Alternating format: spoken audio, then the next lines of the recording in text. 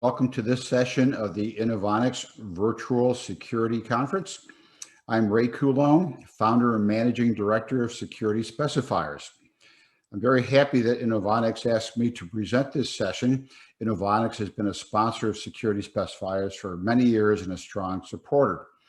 And the folks there asked me to provide a few perspectives on consultants. So we're calling this session Perspectives from the Consultant Side, which is a nice way of saying we're going to give you a collection of thoughts that hopefully will connect with each other. So with that, let's look at today's agenda.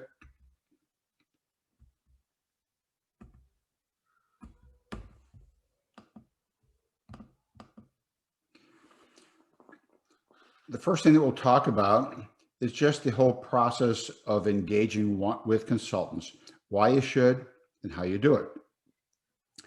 Next, we'll move into CSI, or the Construction Specifications Institute. Many of you may have heard about CSI formatted specifications, and that's as far as your knowledge of CSI goes. So we'll dive a little deeper into that. And lastly, I'd like to talk to you about an important new effort happening between Security Specifiers and SIA in the area of cybersecurity certification. First of all, working with consultants. Why does it matter? Why should you think about it? Maybe it doesn't even apply to you. But the underlying fact is that within the security industry, the average security consultant influences about $3 million worth of product sales each year, which means that if you total that across the population of security consultants, we're talking billions and billions of dollars of purchasing influence. Now, as most of you probably know, not all products are specified, and typically the more expensive or complex a product, the more likely it is going to be specified. But even for products perhaps at the lower end, in terms of pricing, you may still find that some of the products that you deal with or install are specified and, might prompt you to have a further engagement with the specifying community. So the question becomes, what can manufacturers and integrators do to foster better specs and ultimately more successful projects? Because the better the specifications are written, the sounder the technical thinking behind them, then when the rubber meets the road at installation time, there will be a much better chance of making sure that that installation goes well. So the answer to the question, in my mind, and in the mind of CSI actually, is to become a trusted advisor. A trusted advisor, somebody that people will look to for good answers. So how do you do that? Well, this is not rocket science. The first thing is that you want the people that matter, the people in that universe that you work in, you want them to know you, which says that you really need to get on their radar.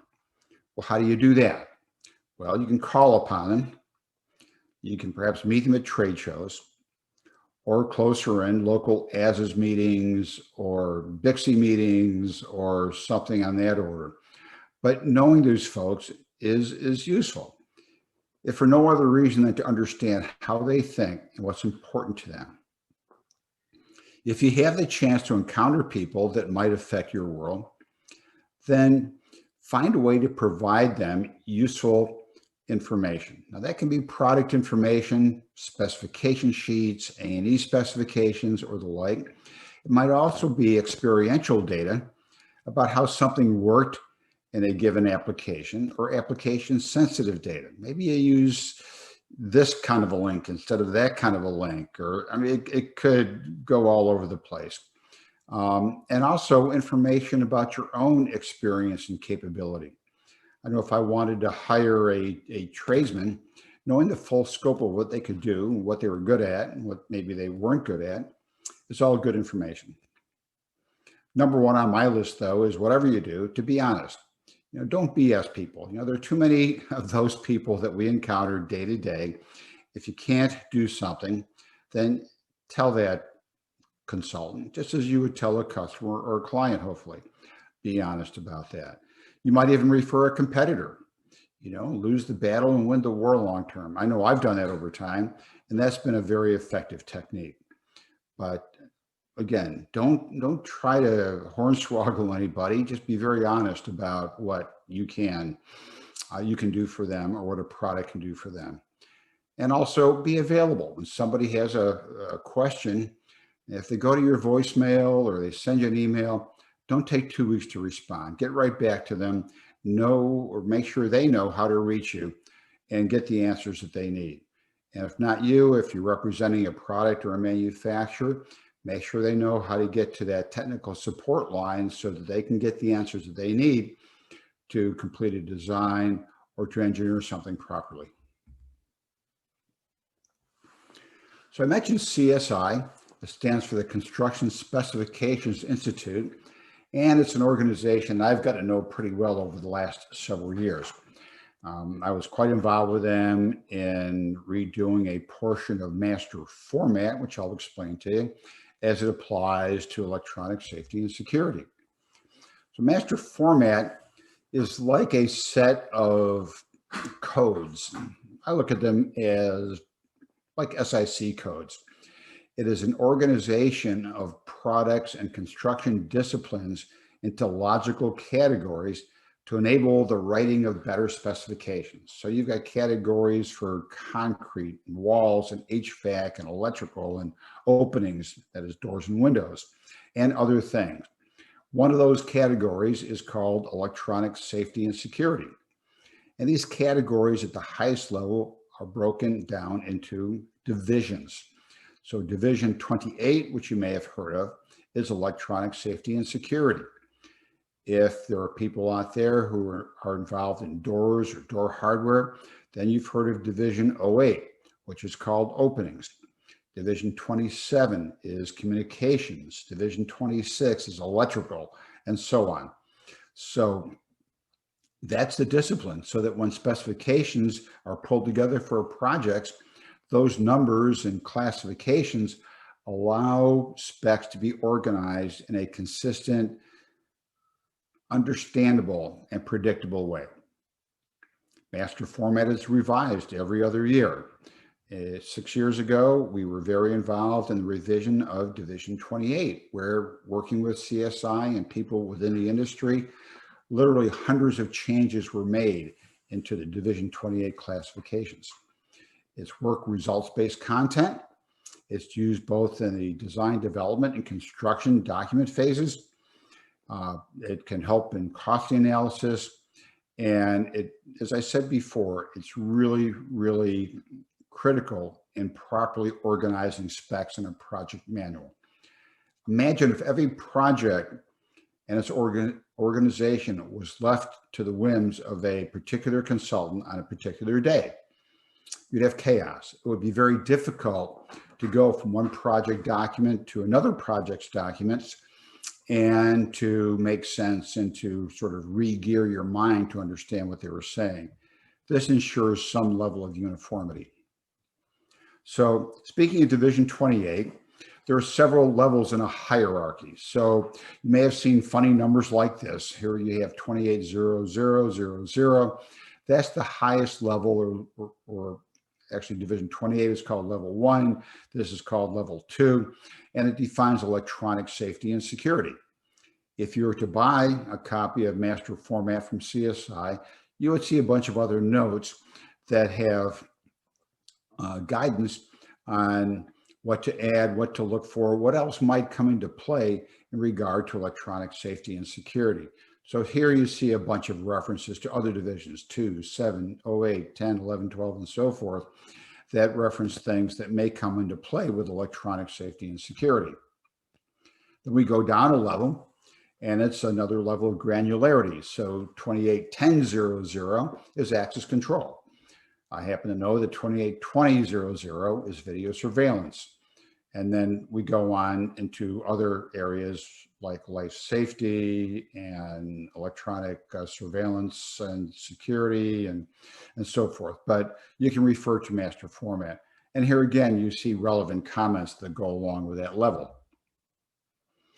Going down still further is another level of granularity.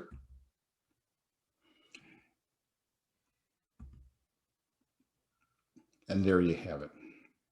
So specifications, I think you all probably know this, are contract documents required by agreements with the owner.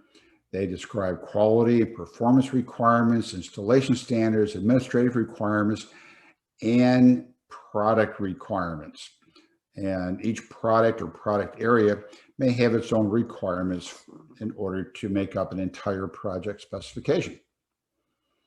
And CSI's guidance on spec language, and this is primarily for any consultants who may be out there, is that it be clear, complete, not overly verbose, which many specifications happen to be, i.e. concise, and that they be accurate or correct. The 4 C's, as CSI calls them. There are some great resources that CSI offers, whether you're writing specs or not. I'll refer you to a couple of things. The first 2 graphics here are graphics of practice guides. So practice guides are really informative guidelines and explanatory documents for different areas in the construction process, if you will. The first is construction specifications themselves, which is a relatively new resource, and it's being redone for 2021. Project delivery is one that I found particularly useful. So if you'd like to know more about the whole construction process, this project delivery practice guide is well worth the investment. It's also the basis for CSI's certification called Construction Document Technologist, which I happened to earn several years ago. And just knowing how a project should come together, the different types of projects, administration models, and so on, is really detailed in very clear fashion here in the Project Delivery Practice Guide. On the right-hand side of this graphic, you'll see CSI's master format, which is that definitive Bible, really, for those numerical classifications underlying project specifications. To get any of these, simply visit the CSI website at csiresources.org. CSI had a certification a few years ago, and it disappeared from view while they were redoing it. They're going to roll it out again in 2021, and it's called the Certified Construction Product Representative, CCPR. And this is designed for people who interact with the consultant and specifying community. I can give you the short answer or distill the book into a couple of words. I've used them already. It's going to tell you how to become a trusted advisor. And part of that is, a big part is being knowledgeable about the process that they engage in. If you understand their world, how projects come together, what they need to do, then you can be more effective at plugging into that and helping to become that trusted resource. So this is one that perhaps you might want to keep track of. Okay. Another area I think worth talking about is really driven by technology. I think just as all of you in your own respective businesses deal with changes in technology, in some cases having to evolve your organizations and certainly your personal knowledge, so too do consultants. And look at some of the major technology trends that are going on in our industry and beyond our industry today. Cybersecurity and the threats posed by cyber, threats to networks, threats to individual products, threats to people, threats to our election, which has been a huge topic of conversation in many ways. Artificial intelligence, or AI, that is bringing a level of sophistication and a driver to analytics of all kinds. Cloud computing. How important has that been in the midst of this pandemic? The fact that we're doing this virtual conference via the cloud really wouldn't have been thought of much not that long ago, even though we would have had web meetings. To do an entire conference via the cloud is a big deal. As is big data. Big data is really a term used to describe the vast amount of information now that's available from a number of external sources, internal sources, even products, to put together a picture of what might be happening in a given circumstance. A good example of that is a heat map of crime in municipal areas used by the police for crime prediction. Many other uses for big data, which means that we're going to be overwhelmed with data, particular video data, as video continues to get deployed widely and generates a treasure trove of information. And even unified systems, where we see a greater aggregation of systems, unified if offered by one manufacturer. Systems pulled together may also be called integrated systems if they're a compilation from different manufacturers. These are all challenges that consultants face, and maybe some challenges that you can help them with. Also, their client interactions are different. Much more interaction with the IT community. IT managers, data managers, CISOs, CIOs, as well as other areas of the C-suite, like finance, and those people who really work in risk management for a living. Consultants, and probably you too, need to understand this and be prepared to have different interactions from the old days where you might have simply called on facilities or a security manager. IT and others increasingly are getting seats at the table here when it comes to our security deployment, because it affects privacy, it affects their corporate risk, it affects their bottom line, it affects their image, it affects a lot. So security can no longer be siloed, and those who think that it is are in for a rude awakening at some point. So on the topic of cyber, how can consultants and you ensure that specifications and practices promote good cybersecurity practice? Well, first of all, as with most other things, understanding your customer needs or your client needs and what they're restricted by or must live with in terms of their policies is a starting point. If you're blind to what those are, you're not going to do an effective job of dealing with that person who's driving your own revenue. So that's number one. In the case of cyber, what are their cyber policies? Do they even have them? What are your restrictions? Things like corporate password policy, corporate emails, employee training and awareness in the area of cyber, social engineering, things of that sort all come into play. Also, consultants and others need to know that products that are specified, they should be cyber secure, because guess what? If they're not only does the manufacturer potentially have liability, the integrator or dealer could have liability, the consultant could have liability. If somebody doesn't do their due diligence on what's going into a system, that could be a problem.